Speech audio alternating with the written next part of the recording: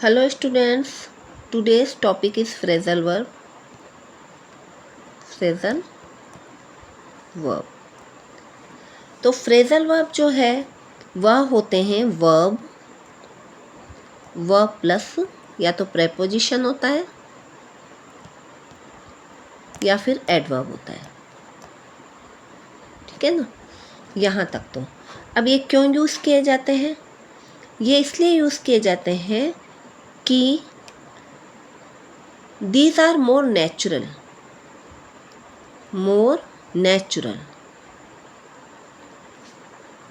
in daily speaking.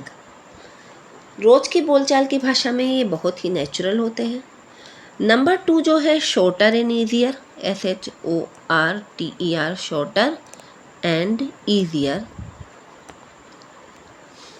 होते हैं, छोटे और इजी होते हैं। And number 3 is more expressive होते हैं। तो ये यहाँ तक तो अपने को पता चल गया कि जो फ्रेजल वर्ब है वो होते क्या हैं। कोई भी वर्ब होती है मेन वर्ब, उसके अंदर प्रेपोजिशन और या फिर एडवर्ब को जब ऐड कर दिया जाता है तो उस मेन वर्ब का जो मीनिंग होता है वो एकदम अलग हो जाता है, ठीक है ना। और ये यूज होते हैं क्यों? क्योंकि these phrasal verbs are more natural in speaking English and shorter and easier to say and more expressive, ये एक्सप्रेसिव भी होते हैं। यहाँ तक अब आपके क्लास 12th के अंदर ये 3 मार्क्स का आता है फ्रेजल वर्ब। और ब्रेक की फ्रेजल वर्ब जो है, ब्रेक की अपन ने पहले भी देखी थी, अब नेक्स्ट और देख रहे हैं अपन लोग कि ब्रेक इनटू कौन सी है? ब्रेक इनटू, ये फ्रेजल वर्ब है आपकी ब्रेक की। मीनिंग इसका क्या होता है? ब्रेक इनटू यानी चोरी से ज़बरदस्ती अंदर घुसना, ये ब्रेक इनटू का है। जैसे द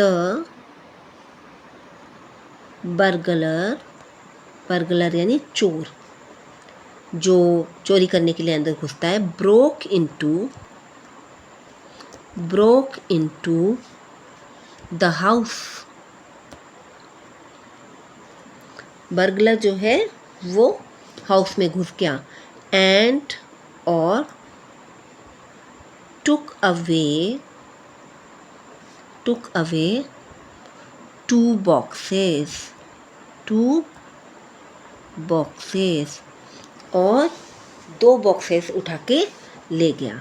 तो ये है ब्रेक इनटू यानी चोरी से घुसना। तो चोरी से कौन घुसता है? चोरी से चोर घुसता है अंदर। नंबर 2 है आपकी ब्रेक विद,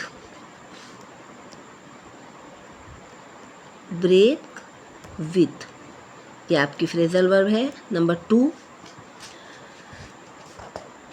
ब्रेक विद का मतलब संबंध, मित्रता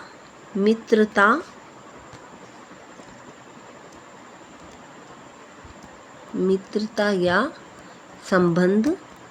संबंध तोड़ना, मित्रता या संबंध तोड़ना, ब्रेक इनटू। इसका एग्जाम्पल अपन क्या लेंगे?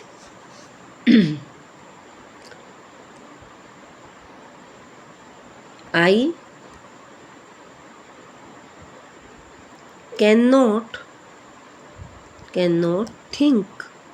cannot think of breaking with him,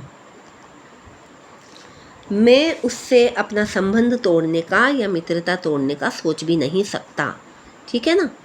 ये मित्रता या संबंध तोड़ने को ब्रेक विद कहते हैं। तो यहाँ नॉट का यूज़ कर लिया अपन ने, तो संबंध तोड़ने का सोच भी नहीं सकता। नेक्स्ट अपने आया है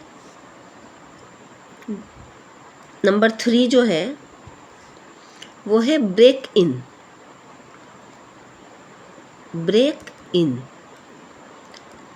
इन फ्रेजल वर्ब जो है वो किस लिए आती है? वो किसी घोड़े के लिए आती है, हॉर्स के लिए। हॉर्स के लिए यूज़ करते हैं कि हॉर्स को जब हम टैम करते हैं यानी साधते हैं तब इसका यूज किया जाता है।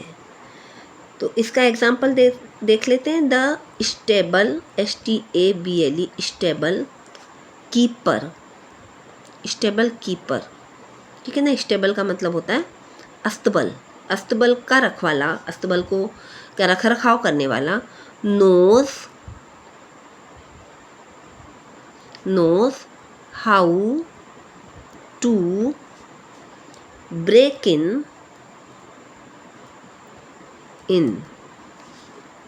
ठीक है ना, break in horses, कि घोड़ों को किस प्रकार ब्रेक इन यानी साधा जाता है या किस प्रकार उन पे काबू किया जाता है या टेम किया जाता है, उनको पालतू बनाया जाता है। टेम यानी पालतू बनाना। नंबर 4 आपके ब्रेक की जो फ्रेजल वर्ब है आपके 12th क्लास के अंदर, वो है, बहुत कॉमन है ये, ब्रेकअप, बहुत सुनी हुई है, ठीक है ना।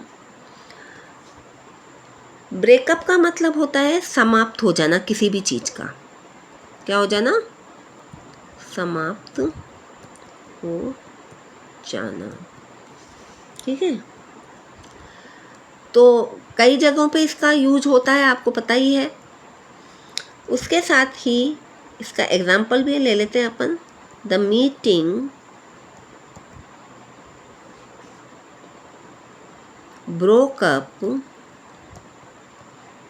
broke up, the meeting broke up in confusion।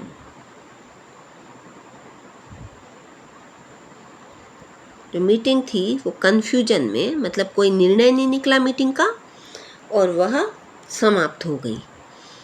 तो these are the phrasal verb of break and we will back with another verb and its phrasal verbs.